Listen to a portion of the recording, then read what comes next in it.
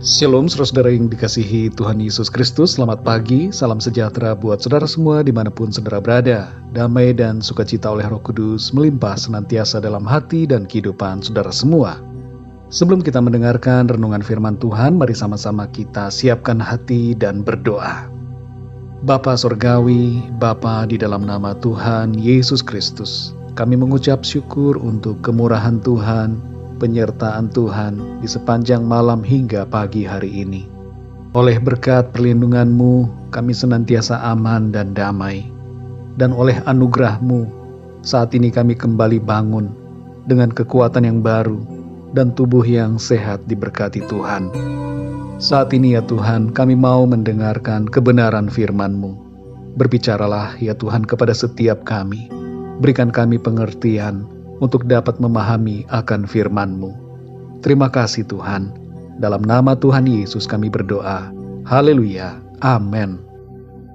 Saudara yang dikasihi Tuhan, nats Alkitab kita pada saat ini terdapat dalam Injil Matius pasal 6 ayat 25-34. Saudara dapat membacanya secara pribadi kemudian kembali kepada renungan ini. Saya akan membacakan Matius 6 ayat 25. Tertulis demikian.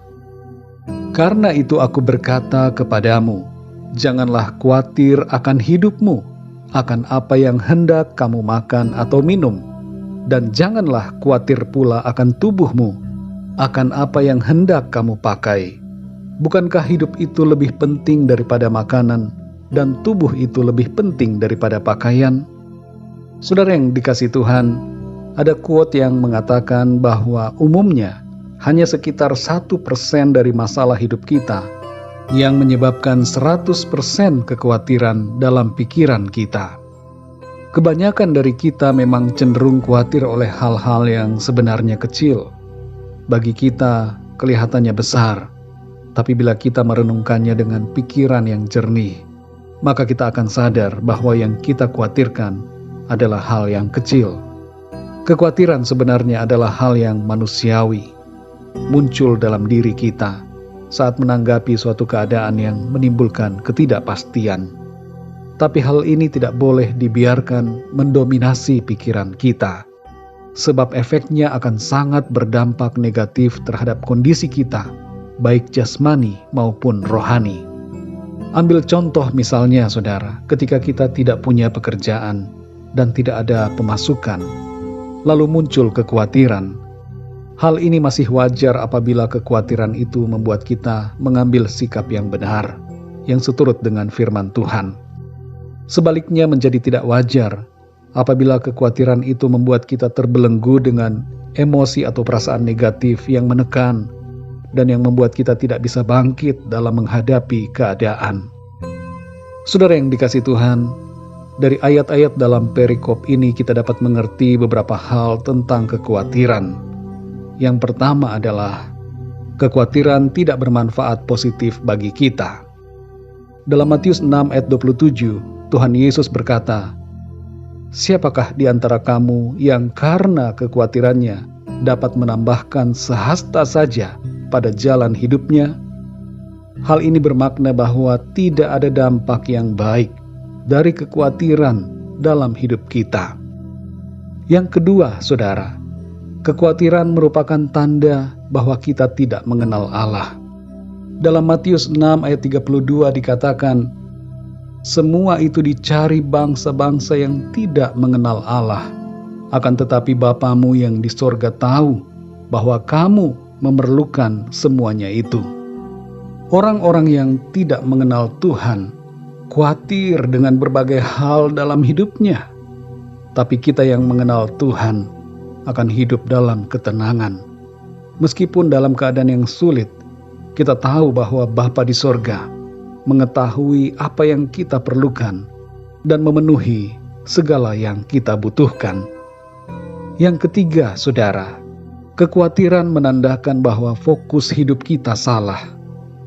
Di ayat yang ke-33 Tuhan Yesus berkata, tetapi carilah dahulu kerajaan Allah dan kebenarannya, maka semuanya itu akan ditambahkan kepadamu. Ini bermakna bahwa fokus hidup kita seharusnya bukan mencari segala sesuatu yang lain, tapi mengutamakan untuk mencari Tuhan terlebih dulu dan sebagai yang utama. Saudara yang dikasihi Tuhan, solusi untuk lepas dari kekhawatiran ada di ayat 33 ini. Hendaknya kita mengalihkan fokus kita kepada yang benar, yaitu Tuhan, dan senantiasa hidup dalam kehendak-Nya. Firman Tuhan dalam Amos 5 ayat 6 berkata, "Carilah Tuhan, maka kamu akan hidup." Jadi ini saudara yang seharusnya kita lakukan dalam hidup kita. Berfokus kepada Tuhan, mencari Dia, mencari perkenan-Nya, dan hidup dalam firman-Nya. Mari saudara yang dikasihi Tuhan, lepaskan semua hal yang membebani pikiran kita saat ini. 1 Petrus 5 ayat 7 mengatakan, "Serahkanlah segala kekhawatiranmu kepadanya, sebab Ia yang memelihara kamu." Kalau selama ini saudara fokus hati kita kepada yang lain, mari kita kembali kepada yang benar. Fokuskan hati kita hanya kepada Tuhan sebagai yang utama dan yang terutama dari segala sesuatu. Roh Kudus akan memampukan saudara dan saya untuk hidup dalam sukacita, damai sejahtera, iman, dan pengharapan di dalam Tuhan. Mari kita berdoa saudara. Bapa kami yang di sorga, Bapa di dalam nama Tuhan Yesus Kristus, kami mengucap syukur untuk firman-Mu yang saat ini sudah kami dengar, mengajar kami untuk tidak khawatir tentang apapun juga, dan memberikan kami kekuatan untuk terlepas dari segala kekhawatiran kami. Firman-Mu mengandung kuasa yang membebaskan kami. Oleh firman-Mu kami dimenangkan, kami dilepaskan dari segala belenggu, ikatan-ikatan kekhawatiran kami saat ini. Apapun yang selama ini menjadi kekhawatiran kami serahkan kepadamu ya Tuhan. Dan kami terima sukacita, damai sejahtera yang daripadamu Tuhan dalam hati kami. Kami mau hidup dalam iman, percaya kepadamu. Kami sadari bahwa Engkau Tuhan adalah Bapa kami yang baik, yang mengerti apa yang kami perlukan dan menyediakan semuanya. Jamah hati kami Tuhan, supaya kami senantiasa berfokus kepadamu dan mengutamakan Engkau di atas segala sesuatu dalam kehidupan kami. Engkaulah sumber segala-galanya. Engkaulah kehidupan kami dan kekuatan kami ya Tuhan. Terima kasih ya Tuhan untuk firman-Mu yang membebaskan kami semua dari semua kekhawatiran kami. Saat ini kami berdoa ya Tuhan, mohon pimpinan-Mu dalam segala aktivitas kami sepanjang hari ini. Berkati dan tuntun kami, supaya di dalam semua yang kami lakukan, nama-Mu Tuhan senantiasa kami muliakan. Terima kasih Tuhan. Kami berdoa untuk yang sakit, jamah dan sembuhkan dengan kuasa-Mu.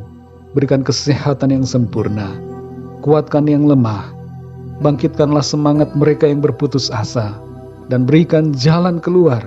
Pertolongan-Mu yang ajaib Engkau nyatakan dalam kehidupan setiap kami yang sedang mengalami pergumulan dalam hidup ini. Terima kasih Tuhan, kami serahkan semua ke dalam tangan kasih-Mu. Kami percaya berkat dan damai sejahtera dan kasih karunia Tuhan selalu berlimpah dalam hidup kami. Terpujilah nama-Mu ya Bapa, dalam nama Tuhan Yesus Kristus, Tuhan dan Juru Selamat kami berdoa dan mengucap syukur. Haleluya, amin. Puji Tuhan, saudara yang dikasihi Tuhan, saya percaya firman Tuhan menjadi berkat dan kekuatan buat saudara semua. Dan Roh Kudus akan menolong saudara untuk lebih lagi memahami kebenaran firman Tuhan. Tuhan Yesus memberkati saudara semua. Sampai jumpa dalam renungan yang berikutnya. Haleluya.